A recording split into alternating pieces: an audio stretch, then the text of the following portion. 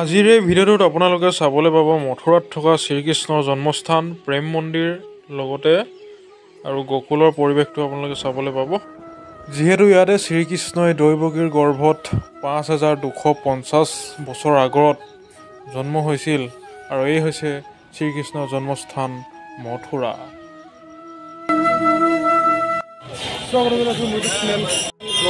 আৰু আজি শ্ৰীকৃষ্ণৰ জন্মস্থান চাবলৈ আহিছোঁ মথুৰাত থকা। চেষ্টা কৰিম আৰু তেওঁলোকে চাই থাকিব।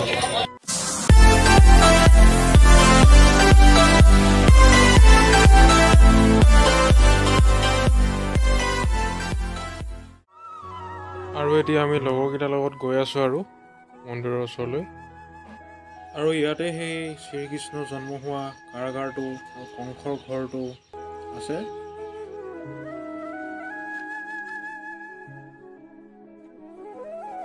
আচলতে ভগৱানে মিলালেহে এইবোৰ জেগালৈ আহিব পাৰি।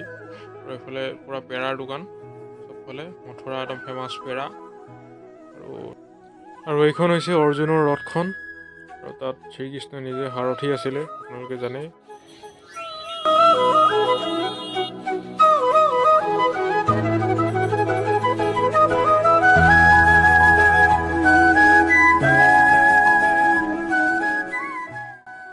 আৰু ইয়াৰ মন্দিৰৰ ভিতৰত যিহেতু ফটো মৰা ভিডিঅ' কৰা এলাও নাই, সেইটো কাৰণে আমি ভিতৰত এতিয়া চাই আহোঁগৈ, তাৰপিছত আপোনালোকক লগ পাই আছোঁ। আৰু সেইকাৰণে মন্দিৰৰ ছাইডতে মোবাইল, পাৰ্চ, ঘড়ী যিকোনো বস্তু আৰু ইয়াত থৈ যাব পাৰি। 10 টকা লয়, তাতে থৈ যাব লাগে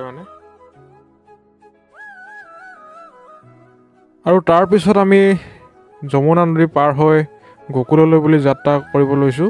আৰু এয়া হৈছে আপোনালোকৰ আগত যমুনা নদী।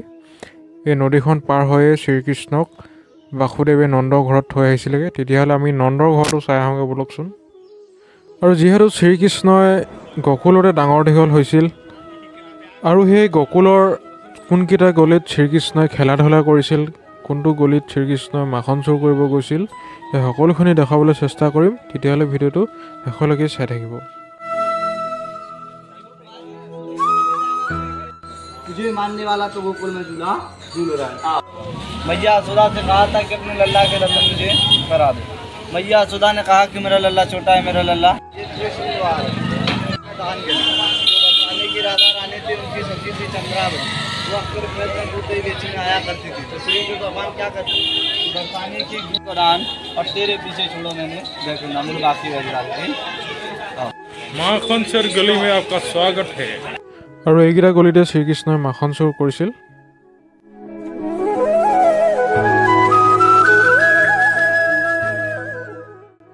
আৰু এনেদৰে ইয়াত বহুতকেইটা মন্দিৰ আছে শ্ৰীকৃষ্ণৰ।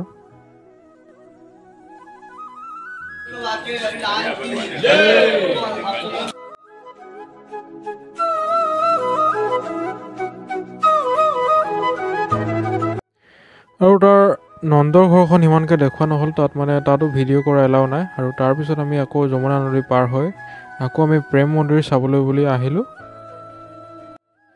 আৰু এয়া প্ৰেম মন্দিৰৰ ভিৰ চাওক, প্ৰেম মন্দিৰৰ ভিতৰত সোমাবলৈ পোৱা নাই, কিমান ভিৰ বাহিৰতে।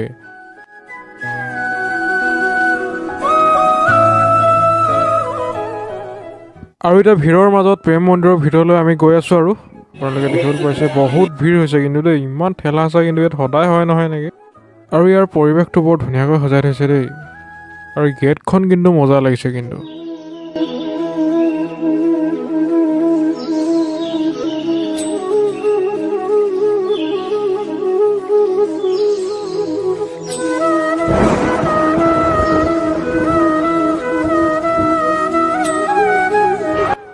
আৰু এয়া আপোনালোকে প্ৰেম মন্দিৰৰ ভিতৰ পৰিৱেশ চাওক, কি ধুনীয়াকৈ সজাই থৈছে। শ্ৰীকৃষ্ণৰ লীলা খেলাবোৰ বৰ ধুনীয়াকৈ সজাই থৈছে, পাৰ্কৰ দৰে বৰ ধুনীয়াকৈ সজাই থৈছে কিন্তু। আৰু মন্দিৰ ভাগ কিন্তু আল্টিমেট লাগিছে। গধূলি সময়ত কিন্তু চাবলগীয়া হয় কিন্তু দেই, আপোনালোকক দেখাবলৈ চেষ্টা কৰিম, আপোনালোকে চাই থাকক। গধূলি লাইটিঙৰ পৰিৱেশটো চাব আপোনালোকে, কি মজা লাগে কিন্তু।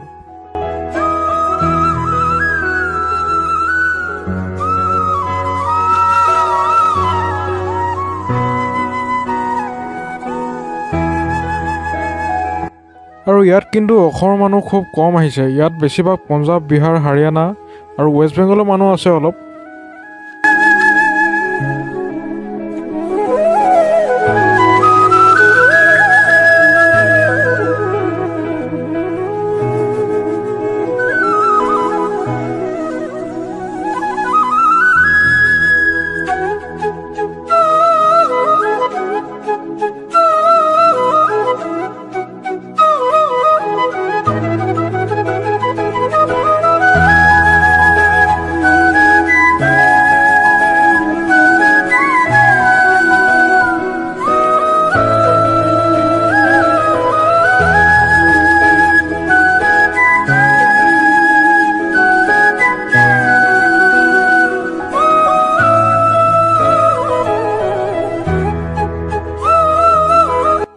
আৰু এই পাৰ্কখনৰ আপোনালোকে দৃশ্যটো চাওক না, কি সুন্দৰকৈ সজাই থৈছে, কিন্তু একদম পুৰা বৃন্দাবনৰ এটা ভাইব দিছে, কিন্তু একদম মজা লাগিছে কিন্তু দেই।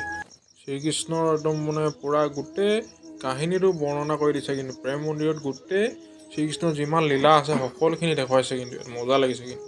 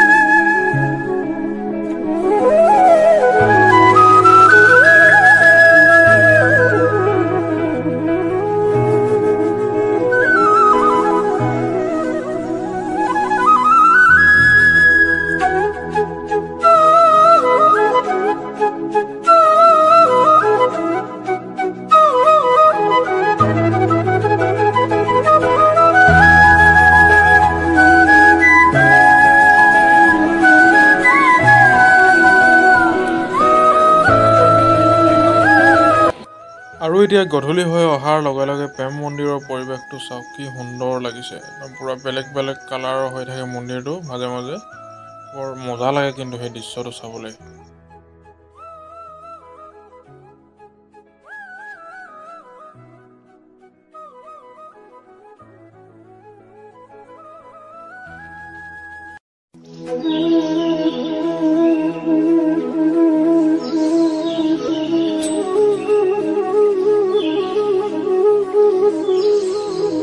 আৰু এয়া আপোনালোকে দেখিবলৈ পাইছে প্ৰেম মন্দিৰত থকা গোবৰ্ধনৰ পৰিৱেশ, কি মজা সুন্দৰকৈ সজাই থৈছে কিন্তু দেই।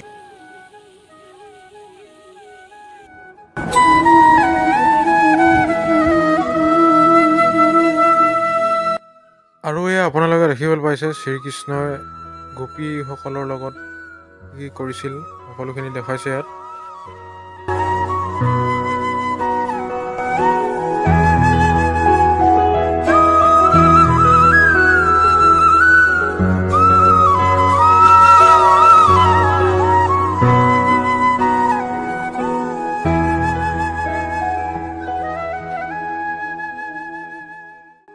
আৰু ইমানতে আমাৰ গকুল বৃন্দাবন মথুৰাৰ যাত্ৰা শেষ হৈছে।